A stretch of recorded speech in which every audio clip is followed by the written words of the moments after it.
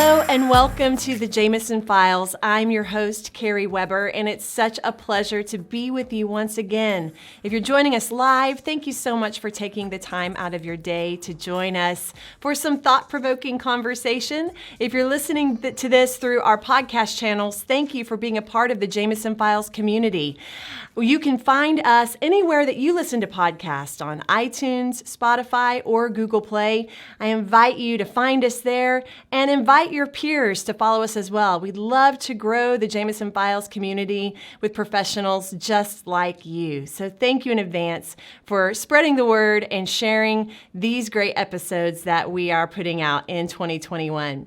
I am so thrilled today to be joined by a special guest and a dear friend of mine, of my family, and of the entire Jameson team, Dr. Mark Hyman. Dr. Hyman, thank you so much for being with us today. Carrie, what a joy to be here. Thanks for having me. And it's really nice as I picked up my copy of Dentistry Today and to see that I'm in the presence of dental royalty. It was really cool to see you in there again. So what a treat. You. Well, we were teasing each other earlier, and I said you've been recognized so many times that they should just have you on the cover. So it's really the honor's all mine. So thank you for that. It's a good way to drive down circulation, but thank you. It's what a treat. Okay, now it's your turn. Well, for today, I want to, for anyone that perhaps doesn't know Dr. Hyman, I invite you to go find one of his lectures in an upcoming event and become familiar with this wise and generous soul. Dr. Hyman practiced dentistry in Greensboro, North Carolina, and is presently an adjunct professor at the UNC Adams School of Dentistry.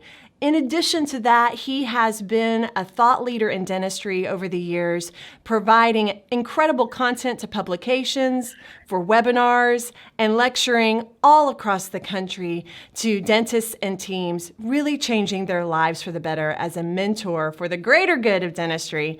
So it really is an honor to have you with us. You've been a dear friend of Jameson's over the years. We had the privilege of working with you and your team when you were practicing in Greensboro for many years. And through that, hopefully we made a difference for you, but also we learned from each other and had such great admiration and respect for the dentistry you provided, the practice you built for yourself, and the way you led your team over the years. It was very amazing to be a part of that and watch your journey. Thanks, Carrie. I got really, really lucky. I won the parent lottery with my mom and my dad. I won the sibling lottery with my older brother, younger sister. I way out punted my coverage with my wife. And with my team, I had such love and loyalty and talent for these women that I worked for all these years. My main receptionist, Miss Mary Catherine Ward, was with me 25 years. My lead CDA superstar, Athena Escovedo Calloway, was with me 19 years, 3 of the hygienists, 15 plus years. So that was extraordinary. Carrie, people said to me, Dr. Mark, you just got lucky. You must have paid them a lot of money. You just got lucky getting these women. Well, the fact is every single teammate that I had worked for another office, left them, and then came and joined me and then stayed. So I pay homage to these amazing women and Jameson management for helping me. For many parts of my career, I was a sensational boss and leader. And there were other times I face planted flat out. So I really hired really well. We did a ton of training, Carrie. And then I got out of their way because the last thing I needed to do was hire a group of superstars and micromanage them. For me, philosophically, I tried to specialize in doctor-only CEO, chief executive officer stuff. It didn't make sense for me to do things that a talented group of teammates could do for me, for the patients, and probably do it better than I could. So I tried really hard to train the team, inspire them, liberate them, and get out of their way. And it worked beautifully. That's such a perfect setup for some of the questions that I have for you today. What I want to talk about today is how to keep your team fired up, how to motivate your team to continue on doing the good, hard work. When I've thought about the past 12 months, we're about we're about to enter into 12 months in the season of COVID. And, you have been on the circuit nonstop speaking to dentists and teams in this past year, supporting them through a most extraordinary and challenging year. And what I think about often is one of the biggest challenges doctors are facing now is how to keep their teams motivated after such an emotionally, physically exhausting year to continue on. And thinking about you and how you did have this group of superstars, that you did delegate a great deal of leadership and responsibility to. What are some things that you would, to our listeners, to the people that may be trying to find inspiration on how to motivate their team or keep their team motivated, how did you create that culture in your practice? What were some intentional things that you did to instill that level of engagement and initiative, and to continuously and consistently deliver the best for your patients? Because you were not doing simple dentistry. You were really taking big leaps in comprehensive care. So there was a lot involved and expected of your team. How'd you instill that? Oh boy, Carrie, a great question.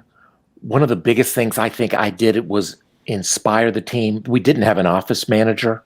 Each person was their own, the manager of their own department, their own level of responsibilities. So they were self-policing.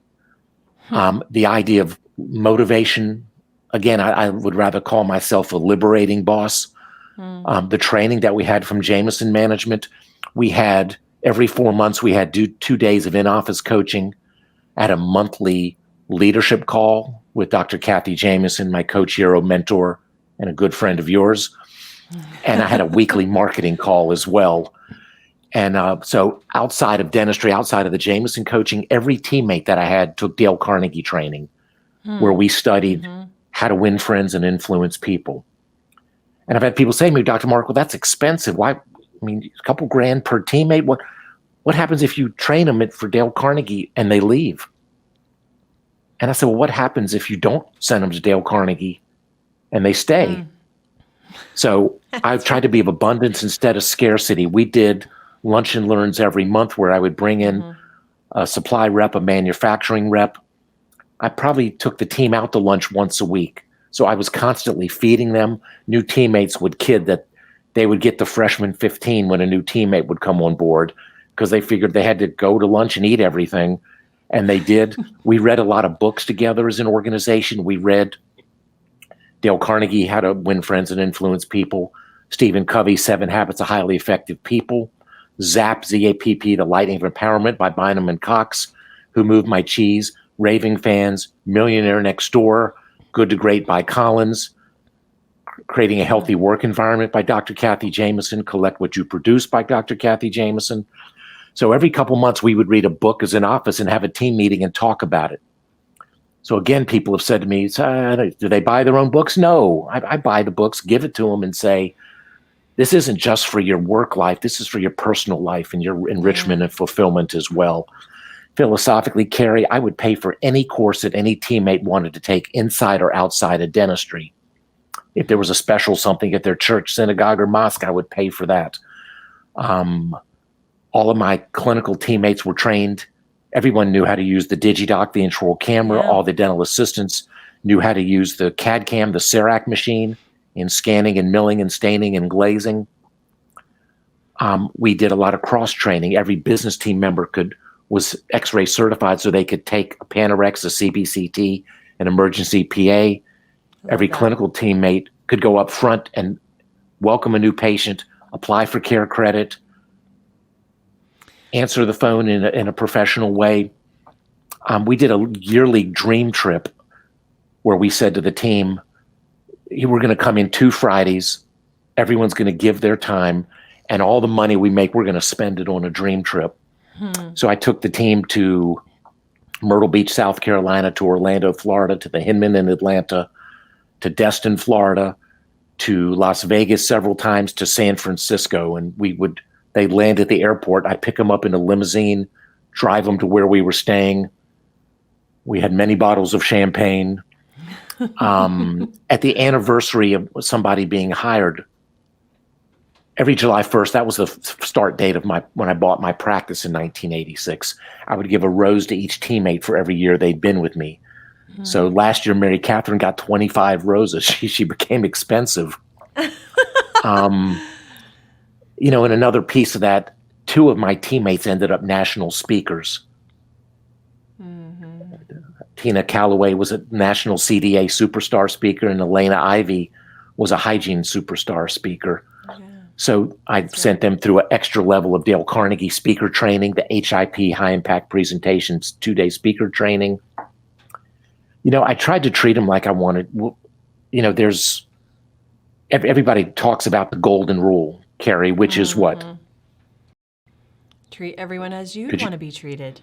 And actually, this is the age of the platinum rule, is treat others as they want to be treated, not as you want to be treated. Ask of them, what can I do to knock your socks off? Where are you in your life at this time? When my teammates had younger children at their child's birthday every year, I got them a Barnes & Noble gift certificate to take their critter to Barnes & Noble when people would go to bookstores and buy books. Remember those days? So what's the message with that, Carrie? I'm trying to invest in your child's education. And that was fun. We celebrated birthdays. Whenever it was their birthday, I took everybody out to lunch. When it was Halloween, we dressed up for Halloween and went to Lucky 32, our favorite restaurant in Greensboro. Down in Dixie, the ACC basketball tournament every March is huge. Everybody would wear their favorite ACC colors. We had UNC Tar Heels. We had Wake Forest Demon Deacons. We had a Virginia Tech Hokie. We had NC State Wolfpacks, no Dukies. So that was fun. We just, I tried to surprise them. We had monthly bonuses. Jameson worked out our bonus plan, which was really win-win for people watching. If you say bonuses don't work,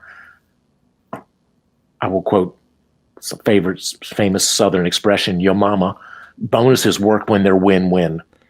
And other times I would surprise the team. If there was a day where they just went nuts, I'd call them for a quick team meeting at 5 o'clock, and I'd pull out a stack of Benjamins.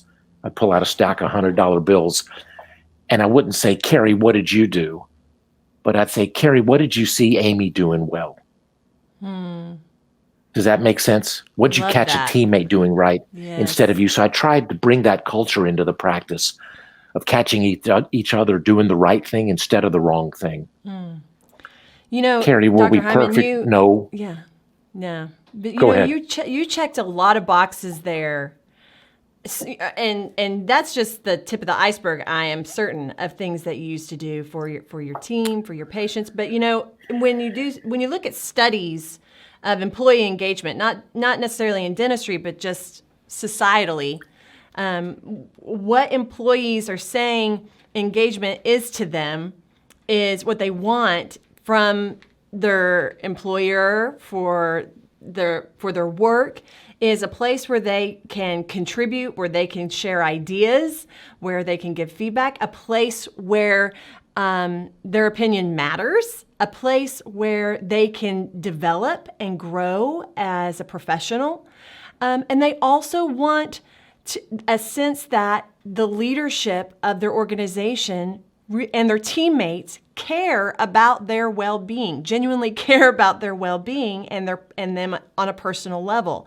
So by you investing money in their development, investing in time to develop, and then investing in them personally with showing of gifts and appreciation and things for their children, you really check a lot of boxes when it comes to engagement, which we know through studies, when you put forth that kind of investment in engaging your team, they will, mirror whatever you're putting out to them, and it really does inspire that kind of initiative and growth and a sense of ownership to help the practice and the organization be successful. So my question for you, when it comes to, by having the Dale Carnegie training, the Jameson training, monthly lunch and learns, the book reading, all of these things takes time away from seeing patients, right?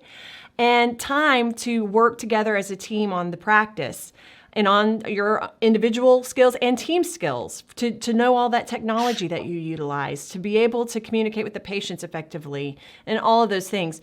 What I hear still to this day from doctors quite frequently, or office managers or team leaders, when I ask about the consistency of having meetings, they often fall by the wayside because they're changing out that time, that productive time in the meeting, for productive time in the dental chair. And I understand that, especially now and trying to recover from the shutdown of COVID. I understand. And I would challenge that the best thing you can do, and you speak to this, you call it, well, I always love, you call it sacred time that you spend with your patients, but I think you'd also consider that sacred time with your team. Would you agree? I mean, did you ever struggle with keeping that a priority, or was it a non-issue for you? That was set in stone as a vision and part of your practice DNA?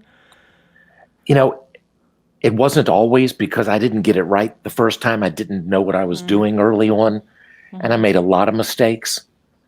And then I had the gift of speaking for a Discus Dental meeting in May of 1999 in Las Vegas, and Dr. Billy Dorfman took all the speakers to Cirque du Soleil at the Bellagio, and my wife Anita and I sat next to Dr. John and Dr. Kathy Jameson, and it was like, hello, my world just changed. And we worked with Jameson some, and then in 2005, my 19-year partnership broke apart lovingly, and I moved to a new office, and Kathy came in and gave us a love gift of a day of her time to help us plan our new vision for our preferred future. And we started having the Jameson coaching. And over a 24-month period, my $1 million practice, Carrie, it only went up 52%. We went up over $500,000 in 24 months, working less days per month. And the thing I try to tell my audience is I never once said to Jameson management, make me more money. I just said, stop the chaos. I was running around from room to room and producing big numbers and not having the level of relationships that were really dear to me.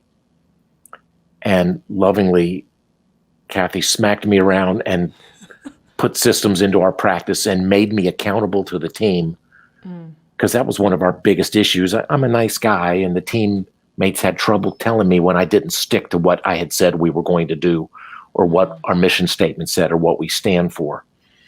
And so that was really powerful and transformational and really liberating. And there's some expressions that I love. My dear friend, Dr. Keith Phillips, said, your patient's always right. They just don't have to be your patient.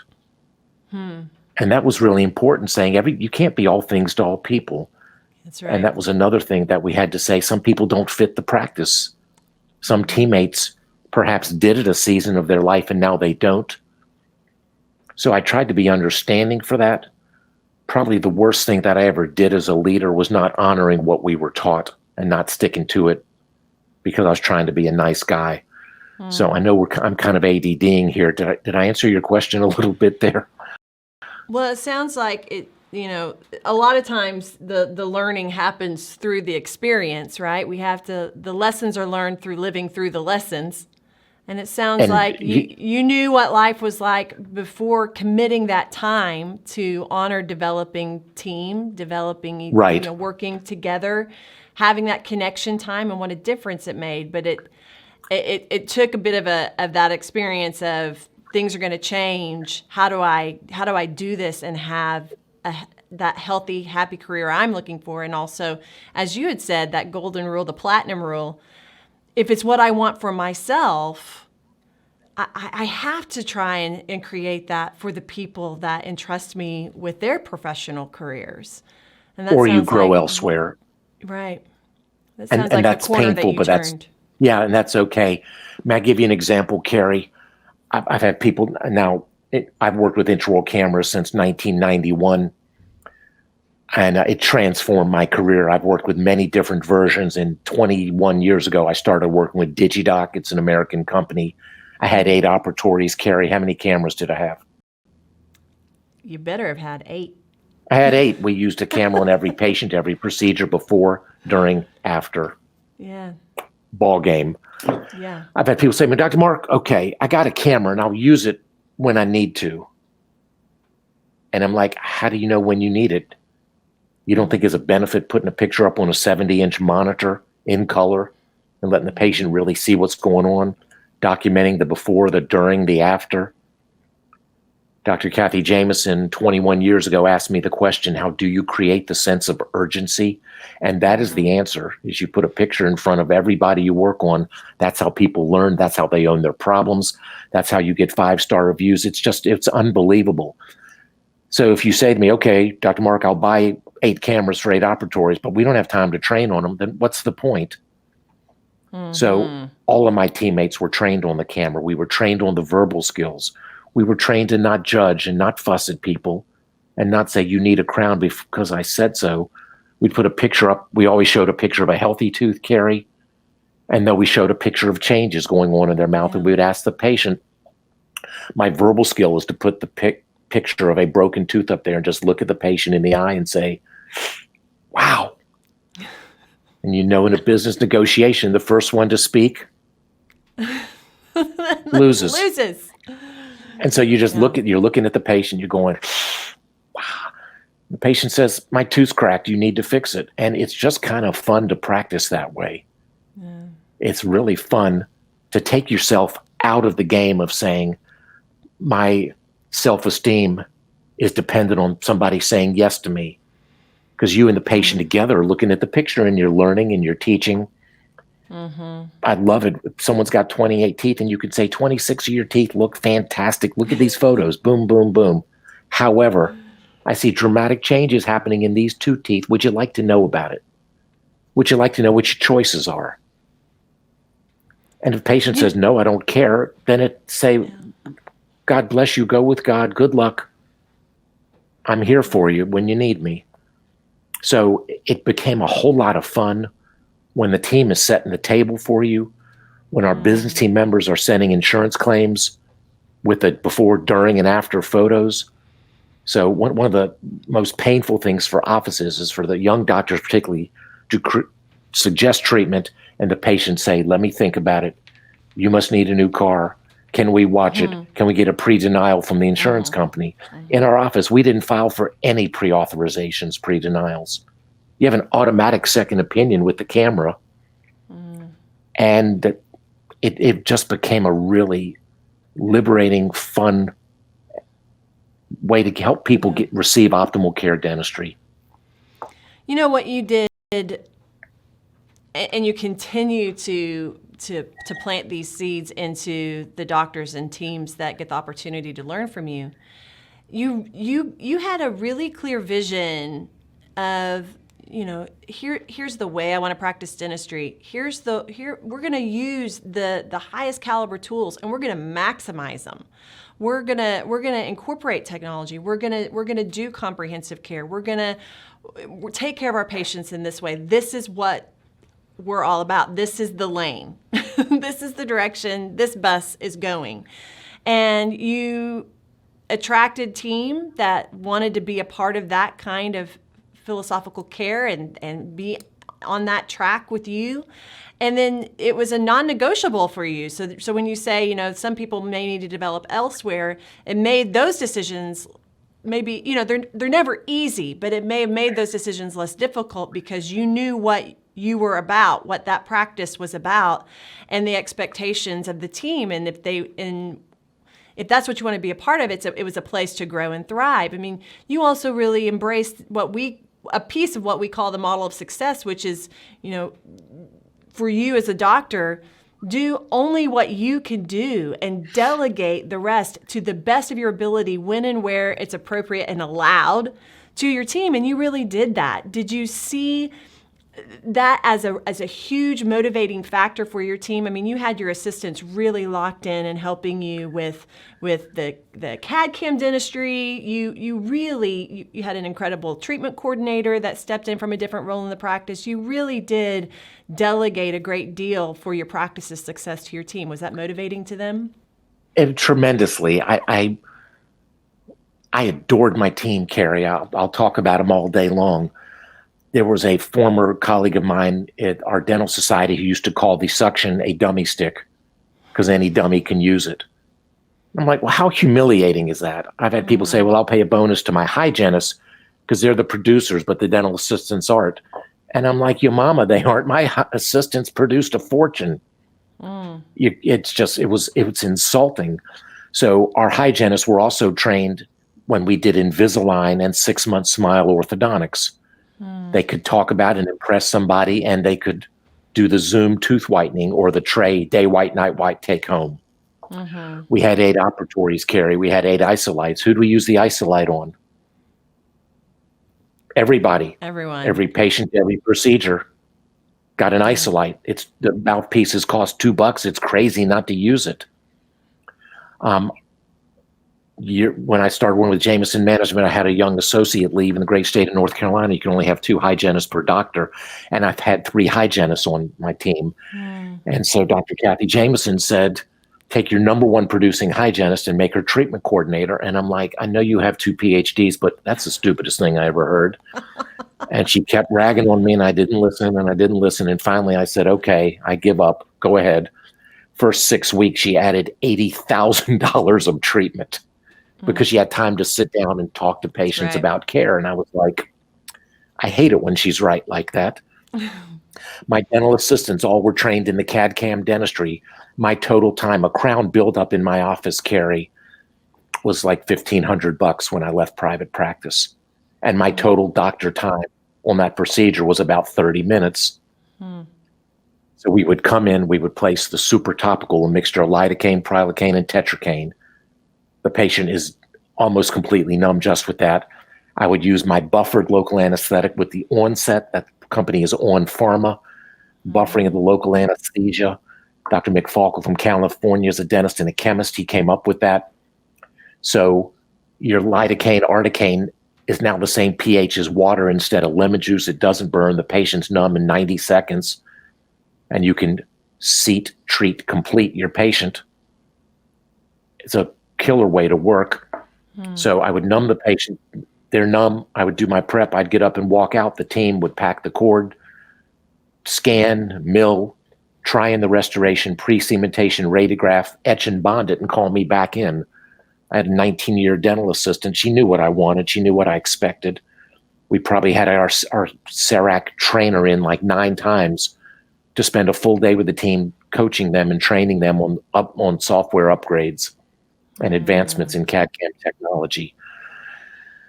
All the team was trained to talk about sleep medicine. So it just, instead of the assistants sitting there sucking spit, they were engaged. They would stain and glaze the CAD/CAM dentistry. They got to work with the isolite, so their hands were free to really run the case instead of fight the tongue.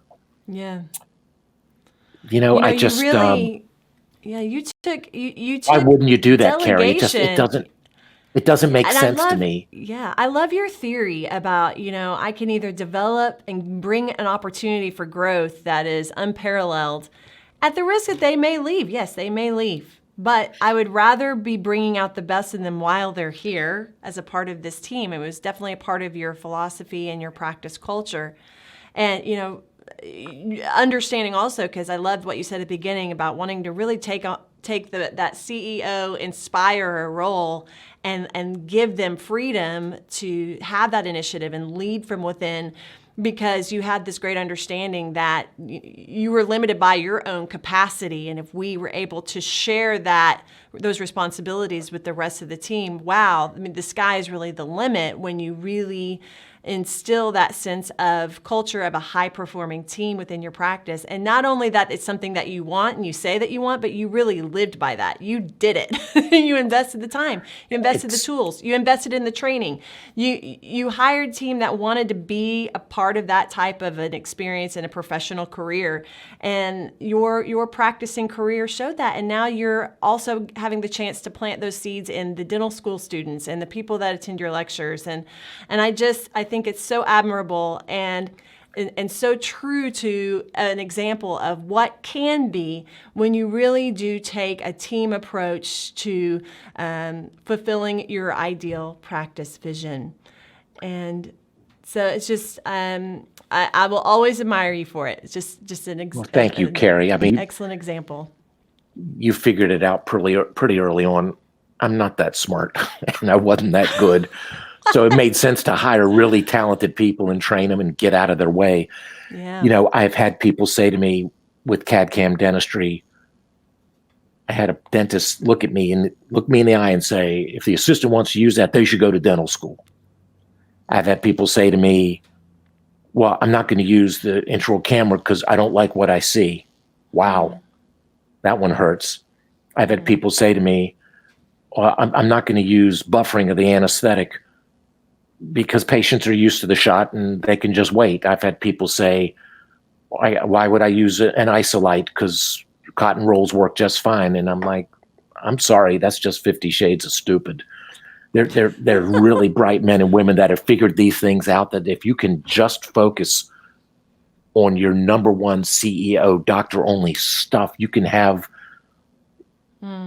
colossal success in quality dentistry, joy in your career, team satisfaction. I left private practice, Carrie. We had over 1,200 five-star reviews. It was a joy, and it wasn't an accident. People said to me, well, coaching with Jameson, that's expensive, isn't it? And the UNC Adams School of Dentistry students know how to answer that. Anytime someone says something's expensive, my entire class says, compared to what? Compared to not working with coaching. So, man, it was expensive to start working with Jameson in 2000 and then again in 2005, right? Except the practice only went up $500,000 in 24 months. Carrie, what I don't talk about, what happened the next year? It went up every single year that I worked. And I never once said this is about the money.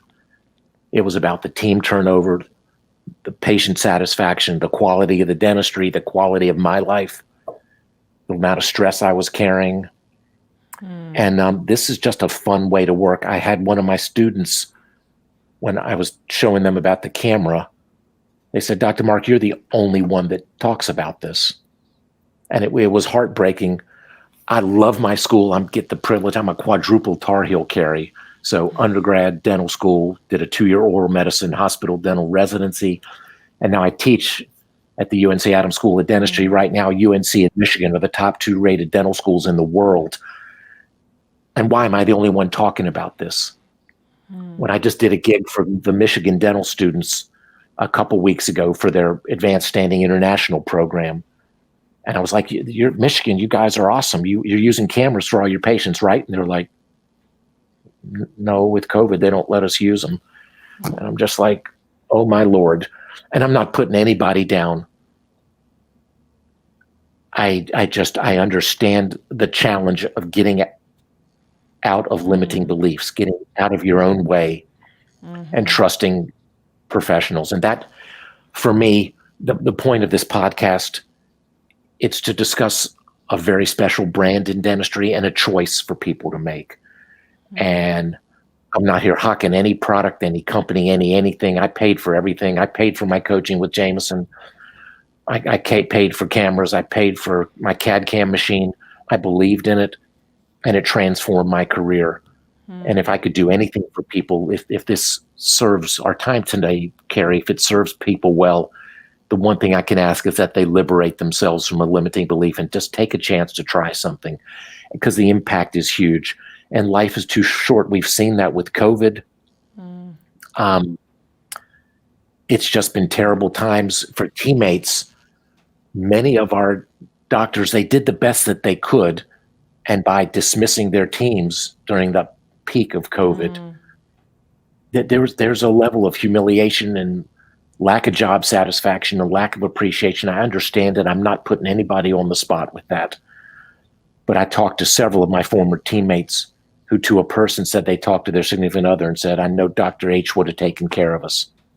He would have been there for us. And that's for doctors on this call. If you stubbed your toe a little bit in the working your way through COVID, it's time to make amends.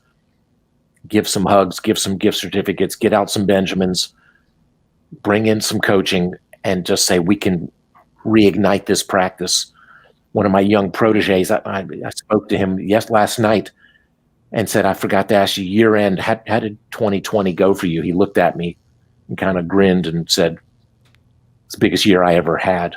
That's with him not working, 8 weeks, whatever it was, with him shut down. He had the benefit of a year of Jameson coaching and the systems that he put into place. It works. It absolutely works. And, we may have the privilege of many, many moons on this planet, or we may not. So since life is too short, why wouldn't you do this? Why wouldn't you spend every day in the practice with people you adore, working on patients that choose you and you choose them, and with predictable systems, doing gorgeous dentistry? It's there for the taking, I promise.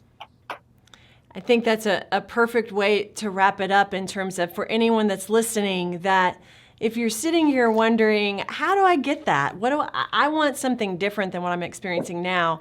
The first step is to get that sense of clarity of what it is that it would be right for you and what would be ideal in your practice, and then make the decisions to get on that course and find people that want to be a part of that vision, and then invest in them and invest in the steps necessary to make that vision a reality for you. Whatever that looks like for you. Dr. Hyman had a very clear vision of what right was like for him, and he committed to it, and he invested in it, and he invested in the people that helped to make it a reality. And those that are listening, it's never too late to get on the right path for you, whatever your vision of ideal is. So ask yourselves the questions of, what does right look like? How can I be about the business of getting closer to that ideal? What are the decisions I need to make? What are the investments I need to make? When will I make these decisions? And make the choices. Choose, as Dr. Hyman said. It's a choice, and we can choose to be on the forward path to progress. So, Dr. Hyman, thank you so much, my friend, for joining me. If anyone wants Carrie, to learn more about joy. Dr. Hyman, yes, thank you so much. And you can visit Dr. Hyman at drhymanspeaks.com or drmarkspeaks.com. Yep, it's DRMARKSPEAKS, drmarkspeaks.com. You can email me from there. If somebody wants to have a one-on-one conversation with me, I'm pleased to do it. I'm not on the fence about this. Dale Carnegie organization does say 3 magic words: success leaves clues. So if you look at the most highly successful men and women in dentistry, what do? They get extraordinary coaching. They hire well. They have a very clear vision that they follow through with it, and they're very humble in what they do. And I'm honored that you invited me, Carrie. I'd love to do it again. Any way I can help you all. The Jameson family is very dear to me, and if I can help anyone grow in any way, I'd be pleased to. So good luck, everybody. Thank you so much, Dr. Hyman. Follow Dr. Hyman at Dr. Mark Speaks. He'll be on the road soon, speaking and lecturing. Go find him online or at the great Hyman Dental Meeting coming up this spring. He's going to be at many places, and he's worthy of your time. And he's a great mentor for many. So thank you for your time, Dr. Mark. Thank you all for listening and being with us today. We'll see you next time. Be well. Thank you for joining us on this episode of the Jameson Files. Visit us online at jmsn.com. You can subscribe to this podcast on iTunes, Google Play Music, or Spotify. Do you have questions or topics you'd like for us to answer or cover on the next podcast? Email us at podcast@jmsn.com.